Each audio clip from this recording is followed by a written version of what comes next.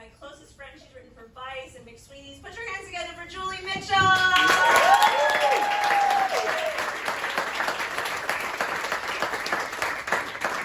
Remember me?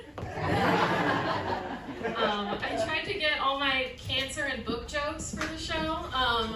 The only one for cancer is that the Race for the Cure was founded in 1982. Go faster. I think they could have done it by now.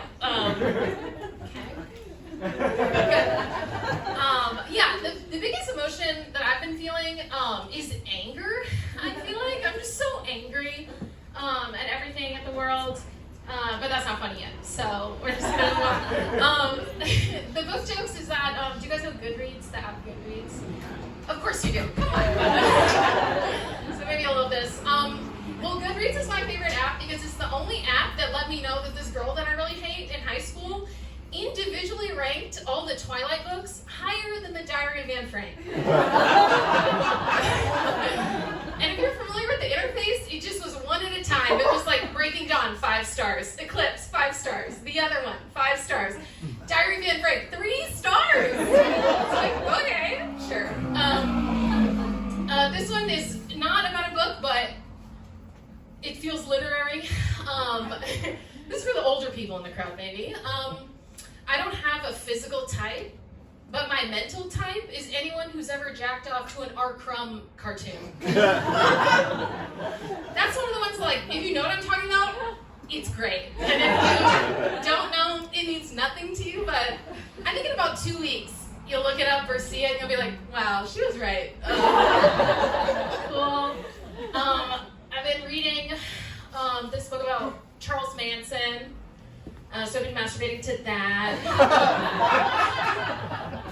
That was sweet. He loves that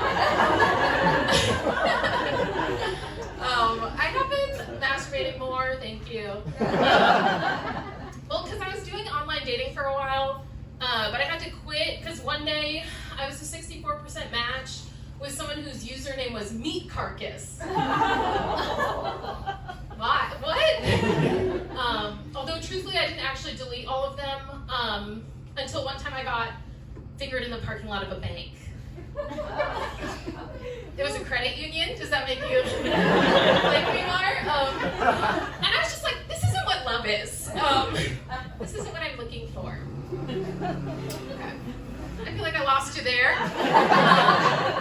Maybe it's because we're in New York and you guys don't have parking lots. That happened in North Carolina. Does that set the scene more? Thank you. I am brave. I think I'm brave. Just kidding. So I've been masturbating more. And I think people should talk about the porn that they watch, because then I think we would get better porn. So really quick, some of it's bad. Do you guys know some of it's really bad. Unethical. I just have a little list of things that I don't like when it happens in porn. Okay, number 1, I don't like when the women moan when they're giving a hand job.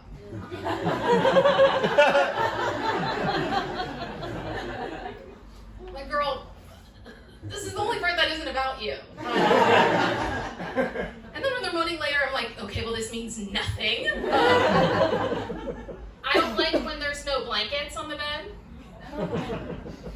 Just like put a top sheet and let someone push it off. You know, when you start no blankets, it just reminds me that this isn't a home. Like,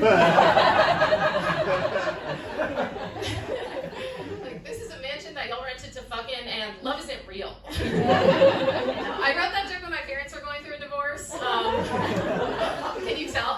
When I wrote that joke, my boyfriend was going through a divorce and my parents were going through a divorce.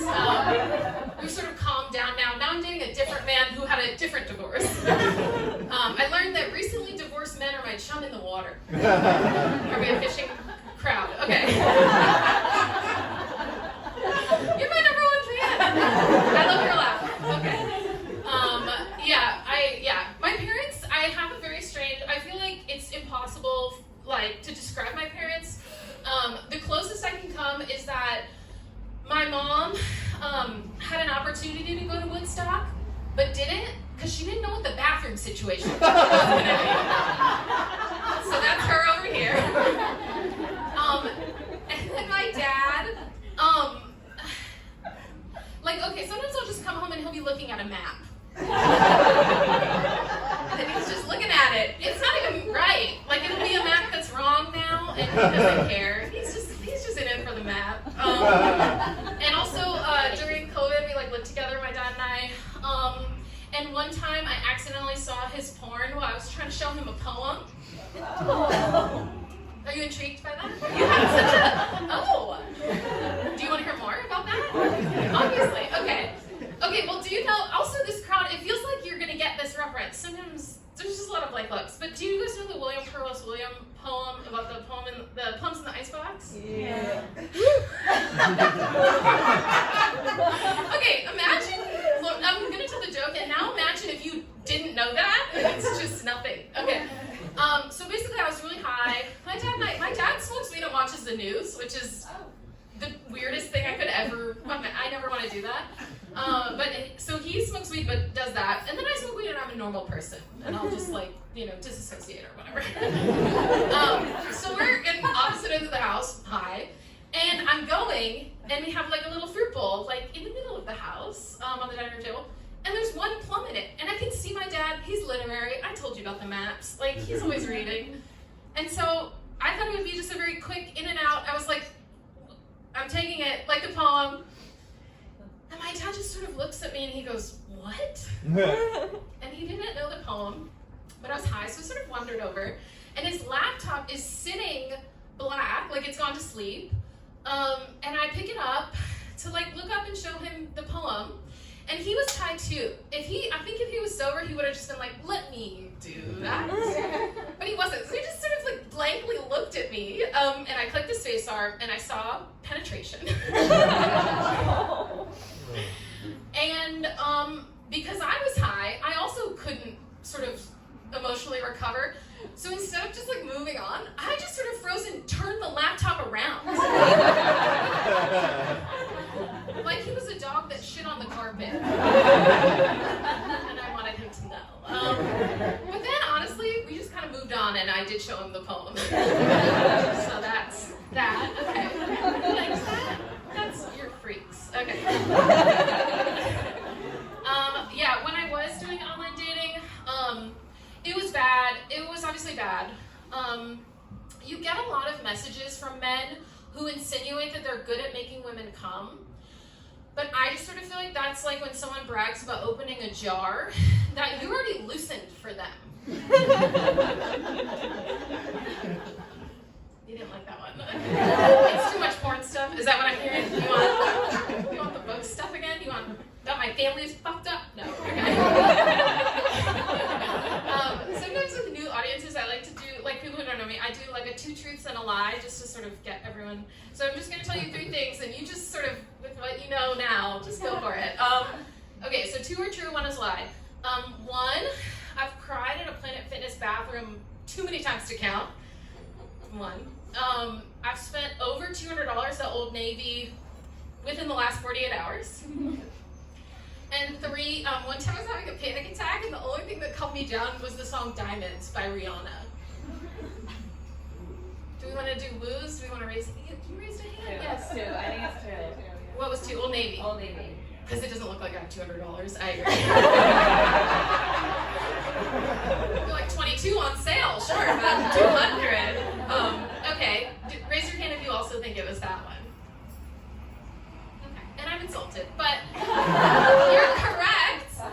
But it was only because I had a coupon. It was $200 worth of stuff, but.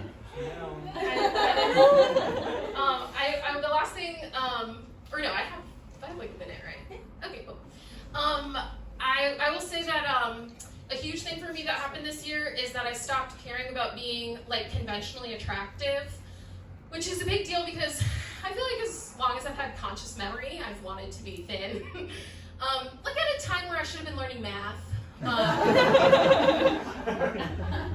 empathy or something. I was drinking my little slim fasts, like a child. And that's traumatic and bad. But this year, I realized that I don't really want that anymore. Because you know how when there's a very, very attractive person, you always kind of know where they are. You're like, oh, they're getting a drink now. Your silence feels hostile, but I know that I'm right. I think there's too many lights on.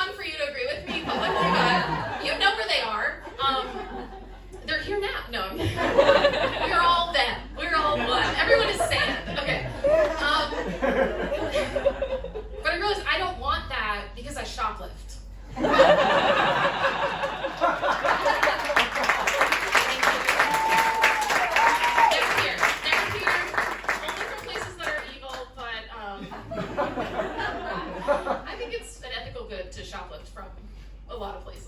And I'll do that. Okay, thank you so much for all of the actually Pop-Tart. Give it up for Molly.